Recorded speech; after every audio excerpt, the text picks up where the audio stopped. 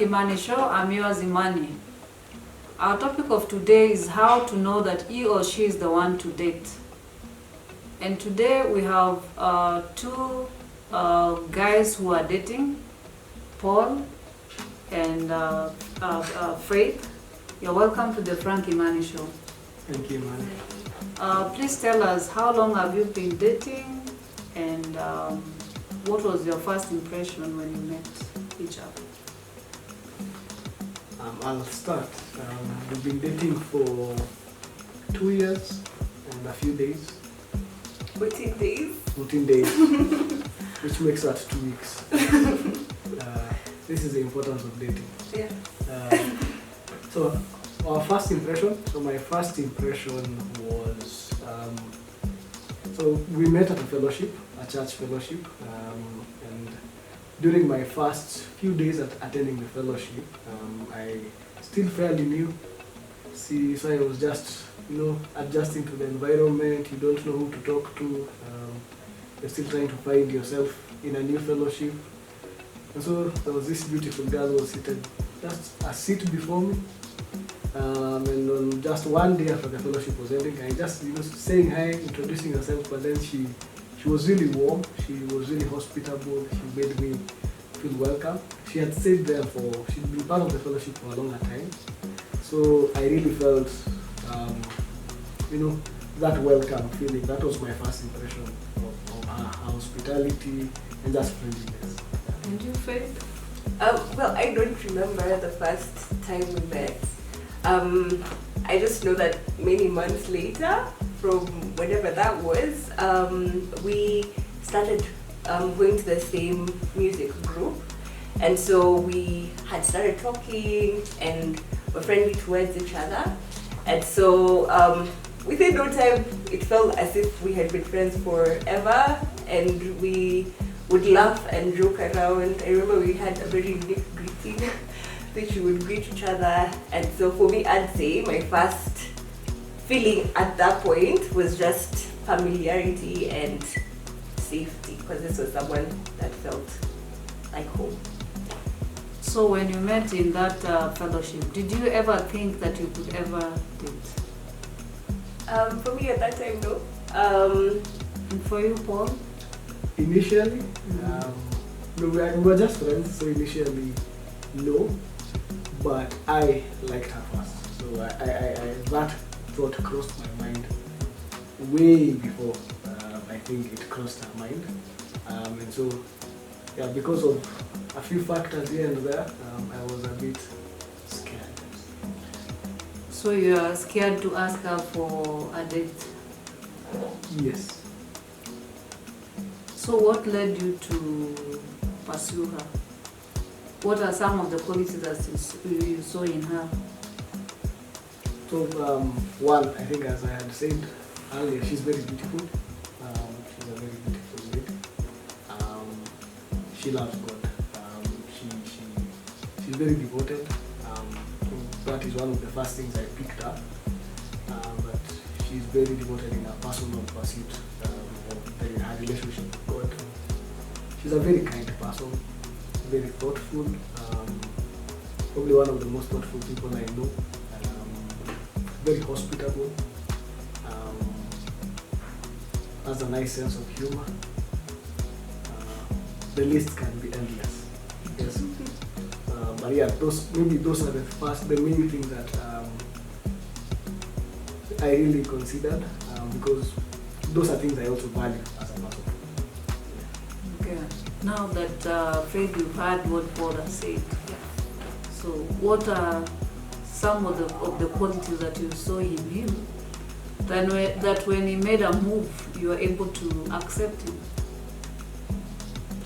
So I think first and foremost, even from his side, he is a very God-fearing man, and for me that was very important, because knowing that someone is submitted to God would actually put safety in my heart to know that this is someone who's teachable, someone who is being perfected, and someone who has authority over him beyond everything else.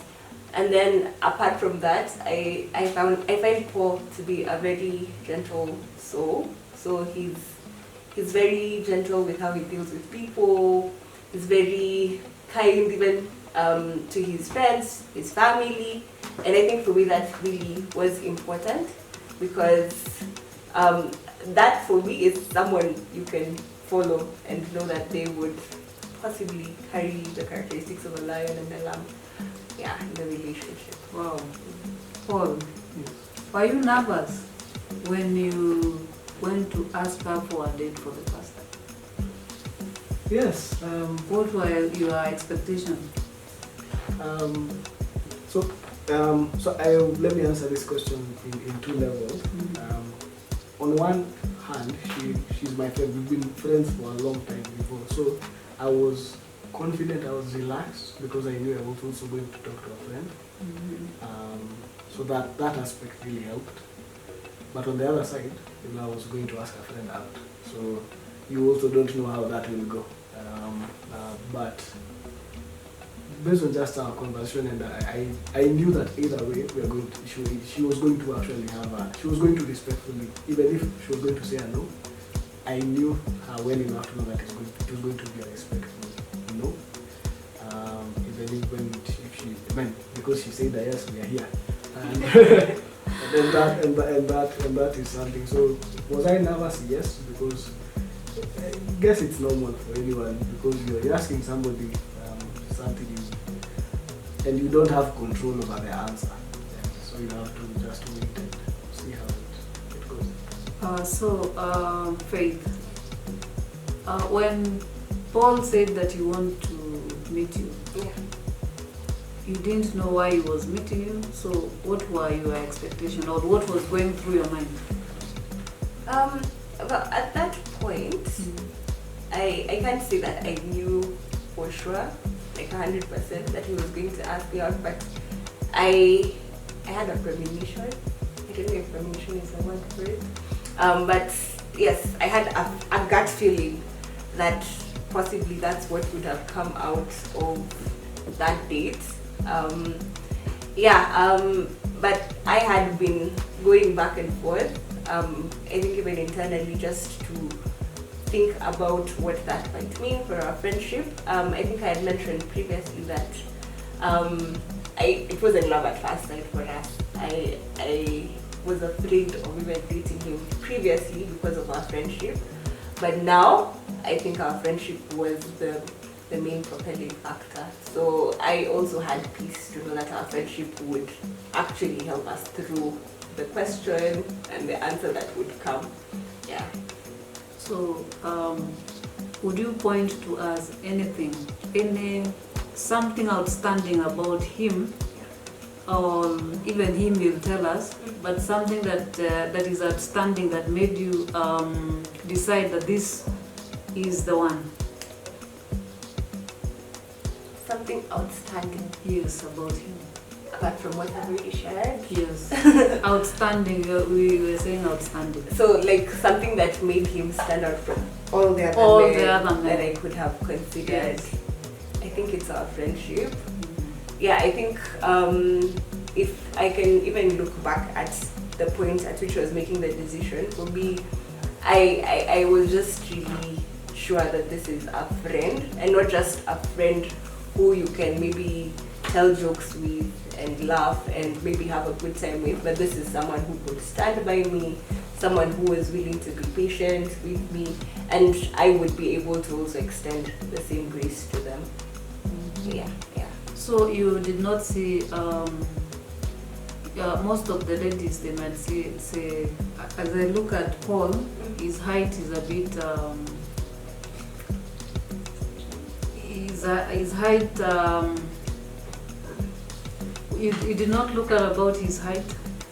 Well, I think we are taught, or rather we hear it in media a lot of times, that, you know, the ideal man is a tall, black, And handsome man. And so for me, that was my ideal, like whenever I thought about a man, that's what I was thinking about. And I remember it was such a factor, even previously when I had the feeling that he liked me even long ago. So But I think at this point I was like, okay, what is height really? Like, what is height? And he's not actually that short as compared to me. I think we're almost height mates.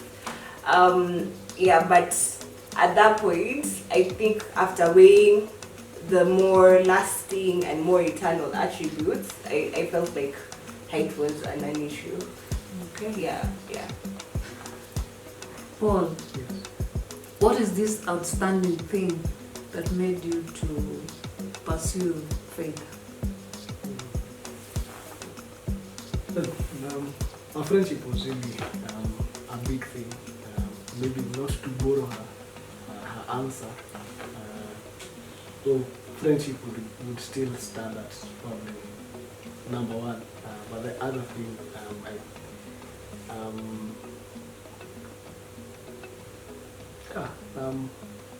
her kindness. I find her to be a very kind and loving human being.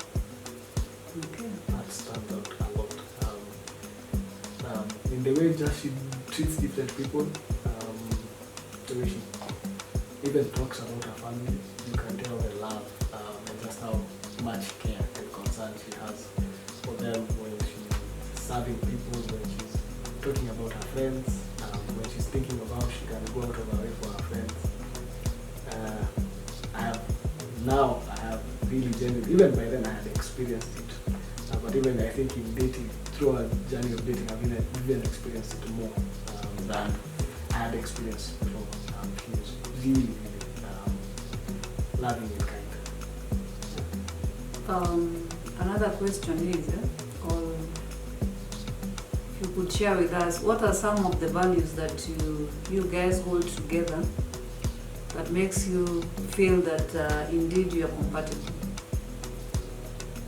or you are meant for each other? Maybe to start, primarily, it's just that we are both Christians. We share the same faith. Yeah, and that centers a lot of things for us. Our view also on just how we would like to, how we think about the relationships, how we think about people, serving others, how we think about finances, how we think about family life, values that probably we want our children to have. There's many things that we consider, but those ones are some of those things that have really, were really in my consideration and also in hers.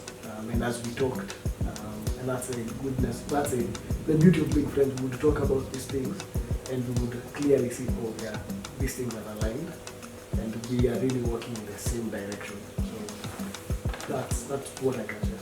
So, apart from values about being a Christian and finances, what is that outstanding value that you hold together that you think this one will make our family perfect when we get married? I don't know if I can say perfect, but I know something we value a lot, and I guess it's just serving people together. That is something we value a lot. We value serving God and ultimately serving God through serving His people. And something we enjoy together. We enjoy visiting people. We enjoy spending time with our friends and just being there for them. That's something that we know it is a value that we really share and it's important for us. You're in agreement with that? Yeah, I think I share the same sentiments. When I look into the future that we hope to have, I think hospitality has a very central place where we'd love to just welcome people and just do life with people. So I think that has also really shaped a lot of our relationships and just also the kind of community that we have around us and how we keep stewarding it. So in short, you both love hosting people. Yes. Yeah. I can see I'll be visiting you more. A lot. Karibu. Karibu sana. Mhm. Okay, outside here there are some young people who are struggling to figure out whether the relationship they are in or they are pursuing, whether the people they want to pursue, whether they are the right for them. So what would you advise them when it comes to that, knowing the right person? Okay. So I think first and foremost, I'd say that we need to do away with the notion of finding the one. That might be a very mythical thing, but I think we also need to appreciate what is right in front of us. I think for a lot of us, we're looking for very idealistic people who exist out there. They need to have a certain amount of money, they need to look a certain way, they need to have a certain clarity on where they're going, and perhaps if we're looking at our age group, a lot of people don't have these things in place. But you can find that this person is like, they tick all boxes as it has to do with their godliness, they tick all boxes as it has to do with even the friendship that you guys have. It's a very healthy friendship.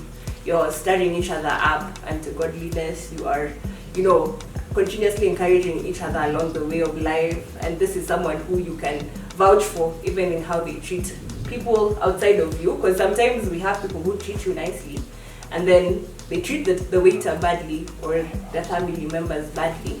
But I mean, if their character speaks for themselves, maybe it's time to sit down and consider that this is someone who you could do life with, even beyond the other external factors. Yeah. Paul, what's your take on that? I agree with her a lot. I like what she said. I think what I can add to that is, I think for just picking up her last point also, and the external issues, I think there's also that factor of just assessing our mini checklists, I guess examining our checklists, because I think that's a big factor. The other thing I know is when you're considering also just understanding, having a better understanding your values, what informs them, seeking also godly counsel. I believe that one of the things that helped me a lot was also having people around me who I would talk to, like you. I know I spent a number of nights here just seeking wisdom, and those things really help. They really help you in, because as young people, you also need that wisdom that can help you discern, which step is the next step, and then sometimes that one comes from people who've actually walked that path before, and that's something I can add to that. Yeah, and maybe I can say something to that. A lot of times we usually ignore what our friends or our mentors or our parents would be able to see, and we think it's us against the world when it comes to relationships. But community is really important, because they might see the red flag, which to us look maroon. But they would be able to see those things, and they can call those things out, and even beyond that, they would be a framework for accountability, so that you guys are not veering off into misleading ways. I think I really agree with you about the aspect of just having people around you.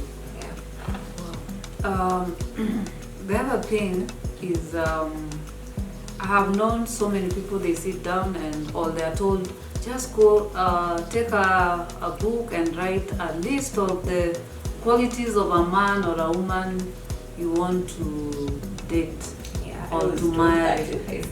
So, did you have such a thing? Anyone can? Did you write something?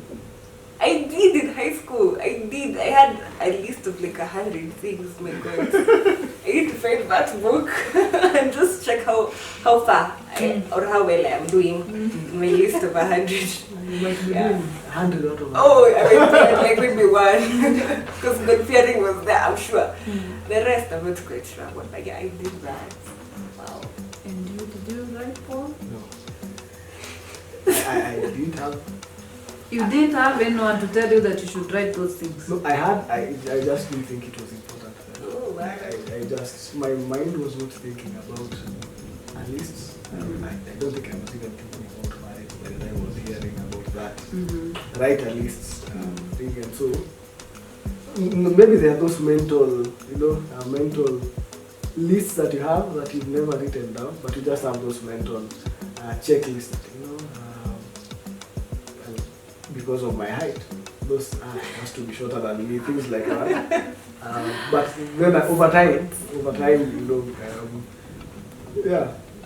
those things get challenged as you work, and I think that's the importance also of just being in a godly community. Because especially with our checklists, sometimes when you're not in a genuinely godly community that has not been too secularized, those things you will remain with a checklist. You will never critique them. You will never challenge them, and so they might be a barrier to what God has. Okay. So what you're saying, Paul, would you advise anyone to have that list?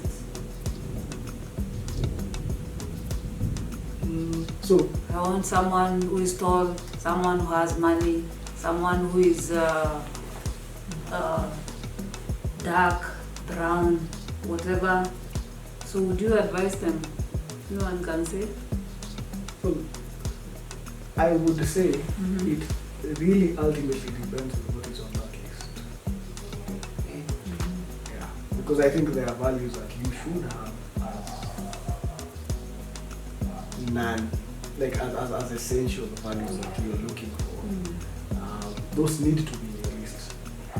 So it's the content of the list that matters most, and what motivates that content, that list ultimately. So that would be my answer.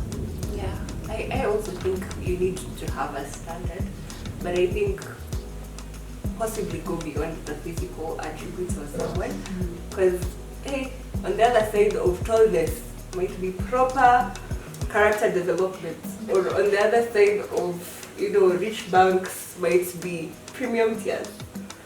But if we go for things which are eternal, maybe the state of someone's heart, like their kindness, and just again their submission to God. These are things you are sure, come rain, come shine, in highs and lows, whatever. Like these things can stay constant, and that's something you can bank on. The bank accounts might go away, and maybe someone who was tall might get into an accident, and then all of a sudden they're in a wheelchair. So what do you do then? So we had say, yes, have a list, but don't go for the perishable things. Those ones, nah. Maybe to add to that, she made me remember, beyond having the list ultimately, because you also ought, I believe the main focus should be on becoming that person, Yes. yourself first, so that you, there's an example I had, somebody say, I want a prayer warrior who wakes up at 3 a.m. every day. Does not, every day, who holds me up in prayer so that when I go to the office, things like that. But you see, and they themselves are not displaying that. Or you say you want a person who's kind, a person who's compassionate, and you're not compassionate. Who has money? Yeah, okay. Then you have no fun. But yeah, you see, the point is sometimes it can lead to a very selfish view where you're looking at what you are looking to get as opposed to what you are looking to give. And love ultimately is more about giving.